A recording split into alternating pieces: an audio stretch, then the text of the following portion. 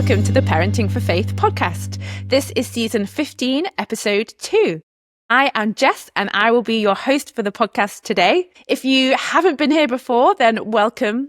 Parenting for Faith exists to help parents and carers help the children and teenagers in their lives meet and know God. Now, the episode is coming up. We've got a guest on our episode today, but just before we hop into that, I mentioned on our last podcast episode that it was the last time to book on to our Parenting as a Church Leader course. However, that's not the case.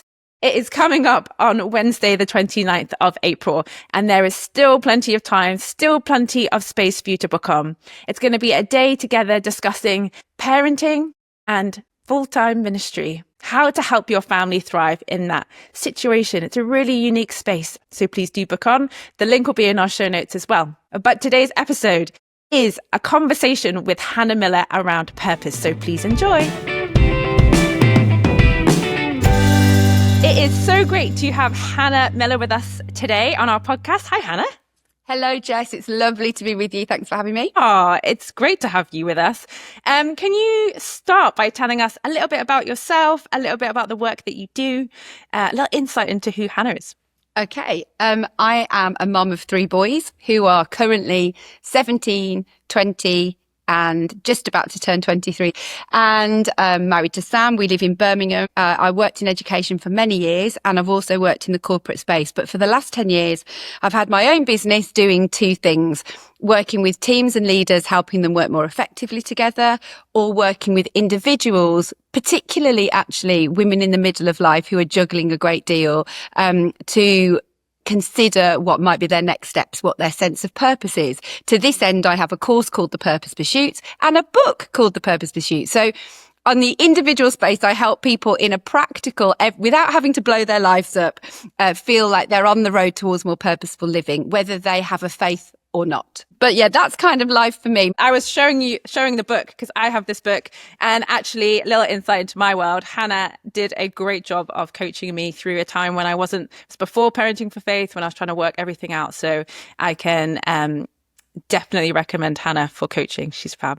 So basically, Parenting for Faith have me to thank for the fact that they've got the wonderful edition of you. That is so true. I think I quoted you on my interview. So. Oh, thank you. That's lovely. So purpose has been sounds like a very really important theme to you. How did that come about? Why did that feel like a driving force for your work and for your life? Yeah, because you don't kind of wake up, do you, as a teenager, as a child, and go, I'm going to help people with purpose. That wasn't like on the bingo card for life. But no. What kind of happened is that in every work setting I've been in, I've always been involved in helping people become more of who they're made to be. So whether that was as a teacher, or I worked in teacher training, or in leadership, I've always loved watching people make progress towards their goals, actually, and I really enjoy that.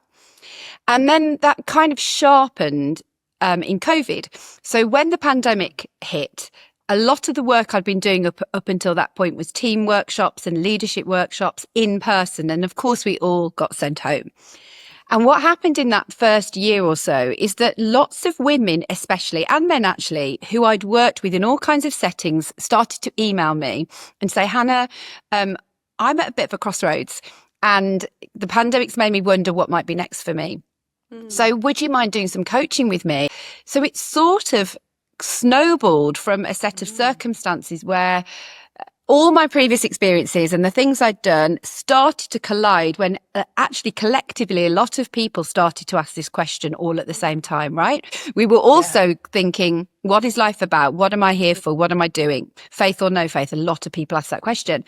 So through that process, I was actually on holiday camping. Must have been one of those bits where we were allowed to go on holiday in the pandemic. And I remember voice noting our then lodger, a friend of ours called James, who's operational wizard, who was furloughed, and messaging him and saying, I've had an idea. I'd like to take the work I've been doing and put it into a course form. Will you help me? He'd got nothing to do because he was furloughed. He said, yeah, I've got nothing to lose. I said, let's give this a go.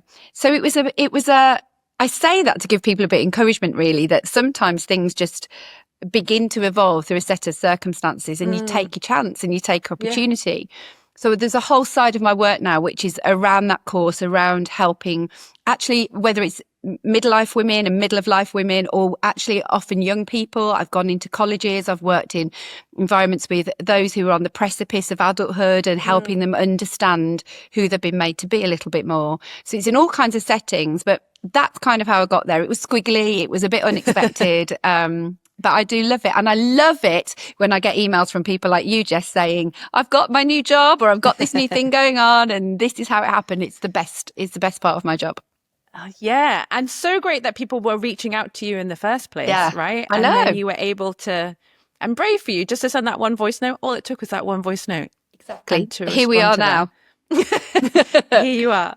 I have a question around, you said that there was a lot of women who contact you, and I can imagine some of the listeners maybe in that moment of, I don't really know what to do next. What would you encourage people? Obviously, you can't have every single person listening to this podcast come to you, although that would be great. But in terms of, often what we can do is we can sometimes squash it down because we feel like it's a bit uncomfortable. Yeah. Do you have any encouragement of what to do with that feeling when you just don't know what to do? Yeah, and I guess a lot of the listeners obviously will be parents, so they're in the thick of life, and we are in that season, rightly so. We have probably deprioritized some of the things that we might have as dreams or thoughts for our life, and that is not a bad thing. So I would never be saying, we can go after everything, because of course we make life decisions, which means that certain doors can open and certain doors can close. I cannot make the choice to go and live independently in New Zealand because I chose to be married and have children. That door closed. That's fine. But having said that, we can sometimes find it's quite an interesting process through the parenting process that we have these moments that act as transitions that destabilize us a bit, and we consider again, I wonder whether there's something different for me. So sometimes that happens when people return after mat leave or paternity leave. Sometimes it happens when children start school or start secondary school or go to university. All of those things. And I would say that there is a closer proximity to a woman's experience, it seems, to those transition moments causing the reevaluation, reflection. That doesn't mean that I'm saying that dads or men don't have that, but the proximity to that, this is happening in their life, which is therefore causing me. The number of women who reconsider next steps at the stage of life that I'm in is huge, because they're like, okay, well, I've done these things to be in this space for my children, but actually their needs are changing and I'm changing. So what does this look like for me? So what should people do, to answer your question, is I would say you need to listen to that slightly destabilizing niggle that you might be feeling. I would say tell a friend, tell your partner. You could have a look at the book. And of course, there are, even just starting with exploring a book, that's not putting you on a deadline. It's not making you do anything. And the other thing I would just sort of say with this is, for most people, it is not about having to blow their whole life up. Sometimes people worry that if they start expressing this, it means they've got to do something wildly different. I've worked with so many people who are they're medics, or they're already in a profession, and what they need help with is, how do I think about how this role works in this next season of my life? And is there an aspect of this role I want to do more of? Do I want to start doing look after medical students? Do I want to specialise? Do I want to be involved in strategy, looking at NHS issues on a wider level? You don't have to go, right, that's it, I'm going to, run away with the circus. There are lots of tweaks that can make a big change for people. So I would say don't fear it as if I start to go down this road, I might find I'm deeply dissatisfied and can't do anything about it. There are tweaks and bridge jobs and things like that we can do that mean we get closer to what feels like purpose in this season of our life. And that's so helpful, what you were saying about that door is shut. You could go and fly to New Zealand, but that door is shut because of the situation that you're in. Exactly. And you're not trying to run away with the circus, although that might be somebody's purpose. Some days I feel like I've already run away with the circus. This house is like a circus. You live in a circus. I live in a circus. These are my monkeys. And so where does God, because you're a Christian, so where does God and faith sit with all of this for you? This is literally so, I love the opportunity to add this element in, because I often work with people that don't know Jesus. But of course, if we have a faith, there is there's a couple of things that are both encouraging, but also challenging. I think the encouraging part is the Bible tells us that every single one of us has a sense of purpose through the fact that we are children of God. That is what we are. And we're here to glorify God and enjoy him forever, regardless of the life stage we're in. So if you're listening to this and you are literally in the trenches of, nighttime waking and, juggling 3 children under 5 or whatever your life might look like, there is a sense of whatever questions you might be having about the bigger purpose, you are glorifying God and enjoying him forever. And that is our primary call and our primary position as identity as children of God. And so that's the first thing. And then the second thing is this more individual purpose, which also the Bible tells us since the beginning of time that God has got plans aside for us and things for us to do and created us uniquely.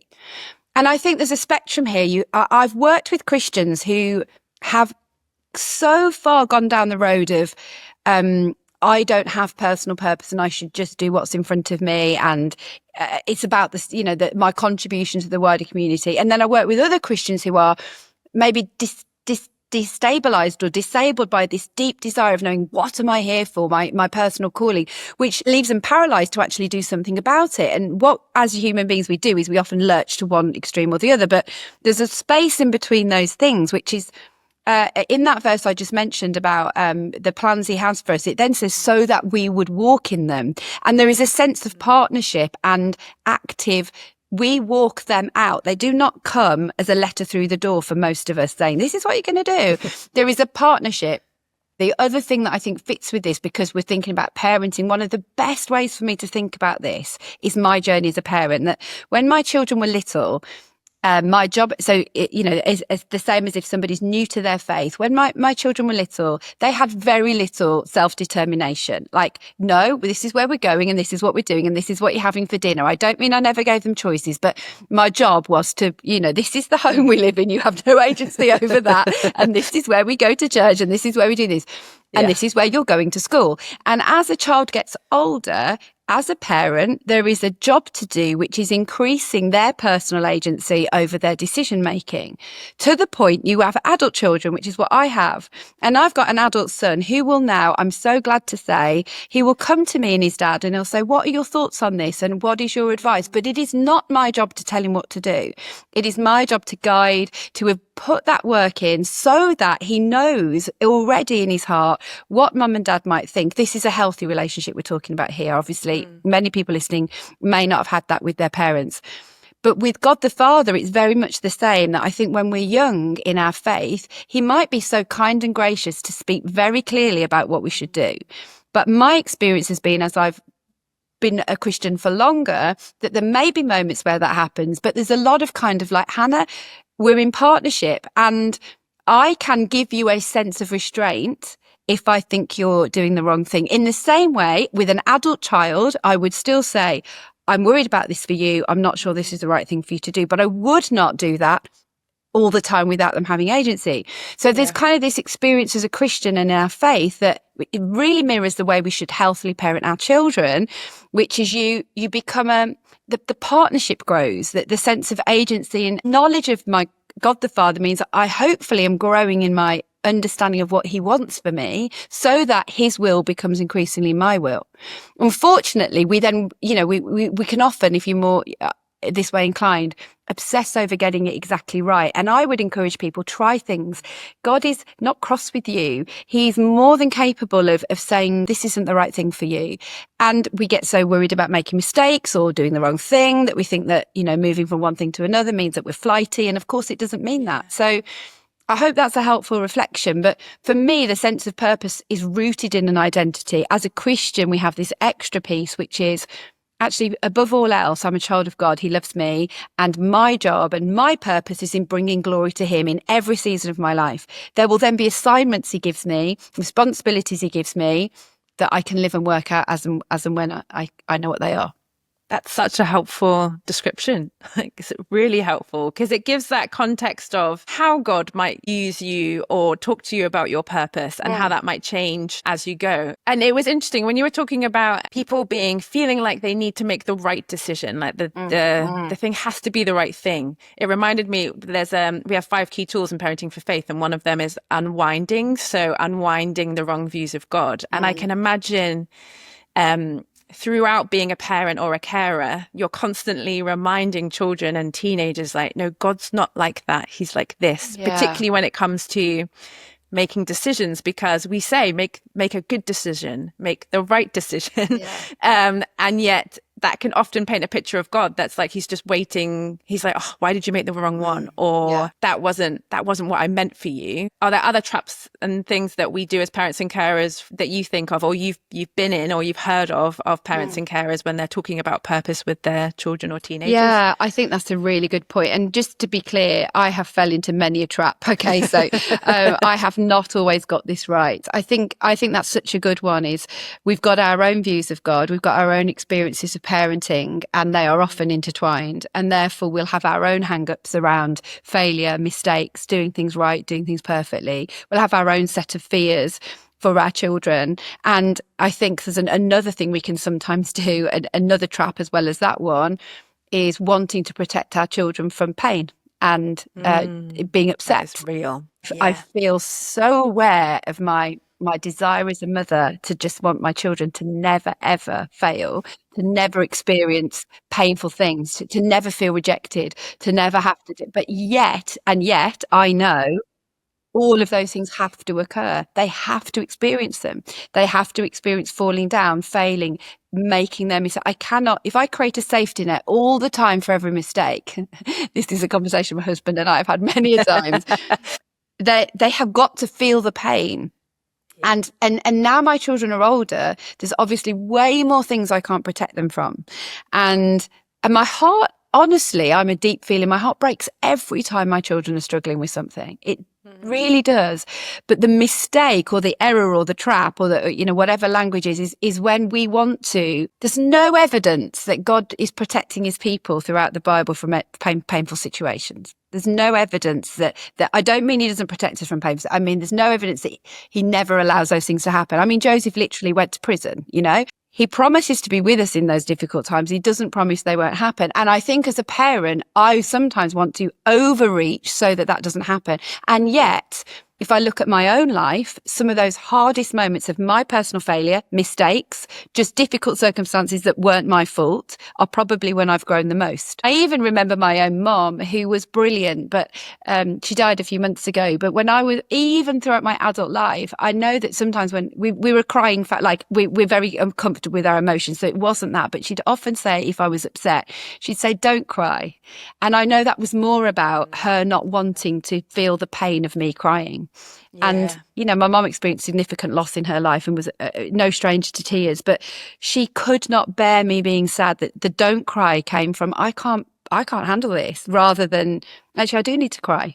So I think sometimes I would say in the modern era, in the current era of parenting, that probably one of the biggest potential traps is wanting to protect our children from hurt, difficulty, mistakes, failure, and equating that with our job as parents to protect them from all of that. And I don't think we put them in the place of danger, but I also don't think that it is our job. Our job is to be that safe place for them to come to, I think.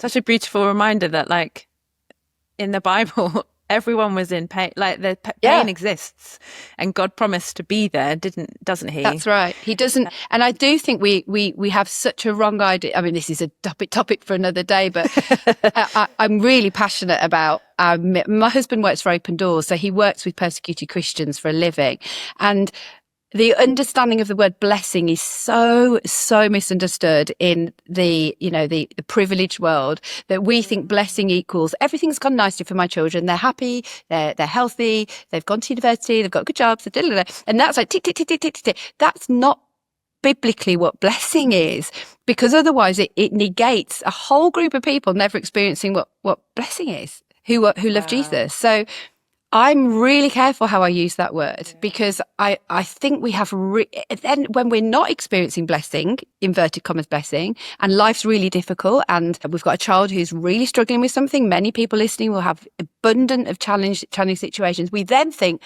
maybe I'm not blessed.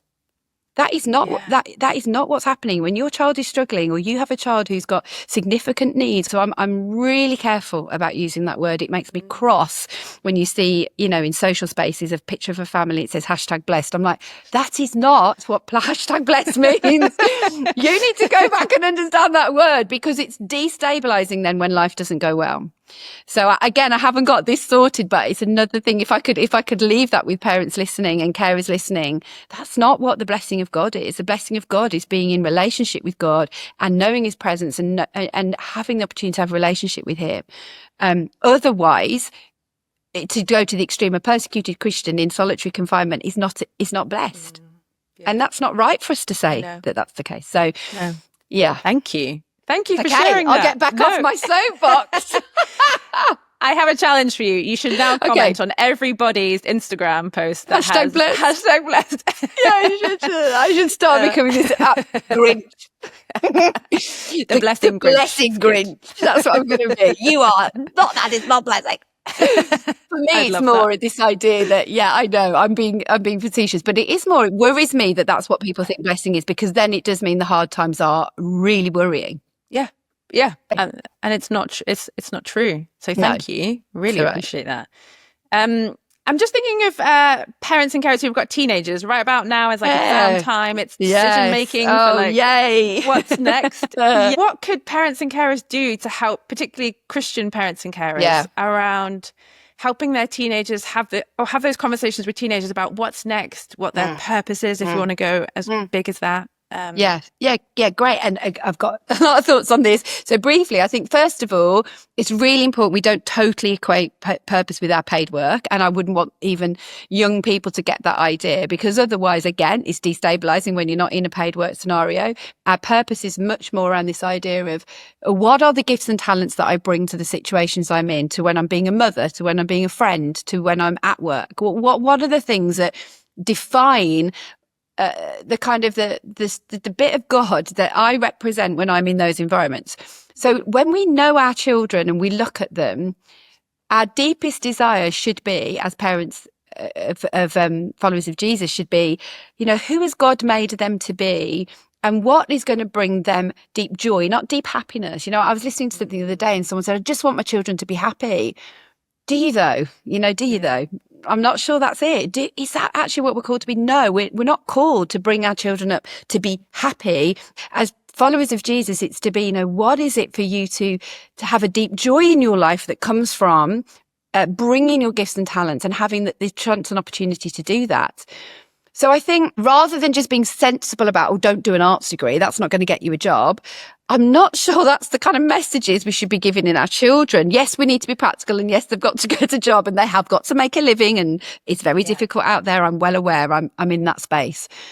But at the same time, I don't want to breed fear into my children that you must do this because otherwise your whole life's going to be a mess. So I think reflecting to your children, where are your passions, where are your interests, and how could those collide with something that you could maybe be paid to do?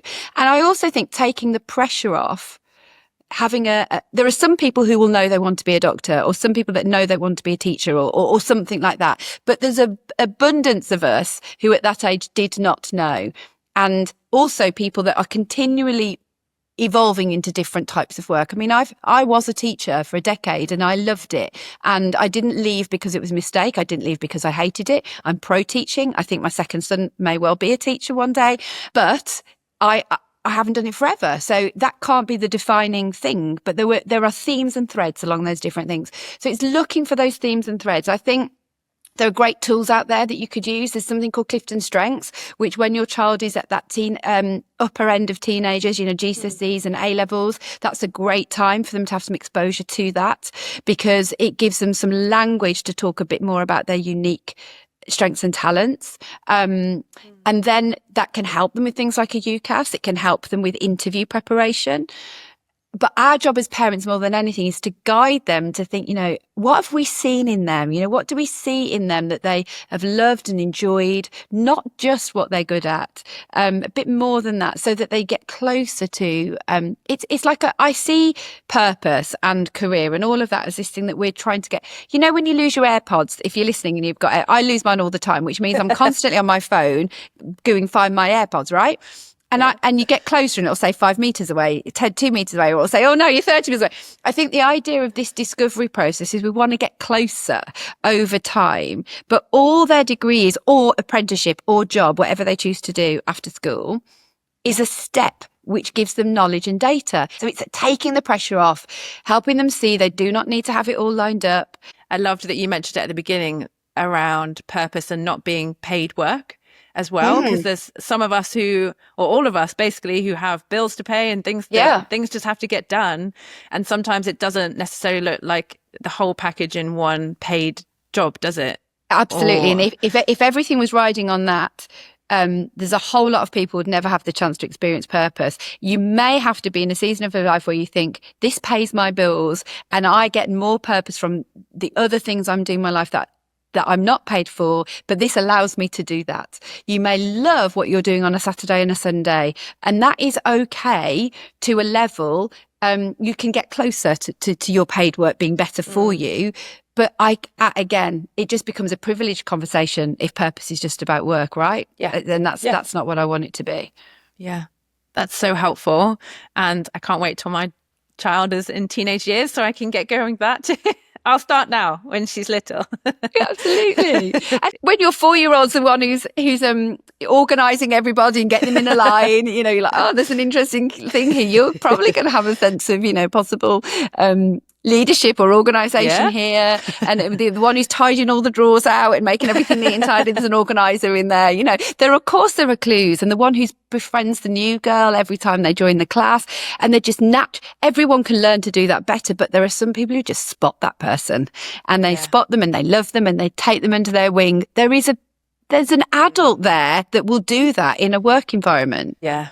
Oh, I love it. It's such a good conversation. And, I hope no listeners think that I have by no means got this right. Okay. I've got lots of things wrong along the way. I've got anxious, I've got nervous, I've got fearful, but our job is to be ready to mop up our mistakes. But love covers a multitude of those mistakes. If our general direction is trying to, represent the Father's love to our children, there's a whole, we're learning together. And, as parents, we're not perfect. We're not going to get this right, but there are hopefully some tools people can take away from today, especially those with younger children than mine, to think, oh, I'm going to, spot and call out those gifts in my children and tell them what I see. Yeah, that's brilliant. And I'll share links to your book and to your social media in the show notes as well. Please tell people, you listeners, you're very welcome to message me. I'm always happy to chat to people, and I hope the book could be of use to you. It could be a great place to start. It's not a difficult read. And I think my last point would be just to say, it's never too late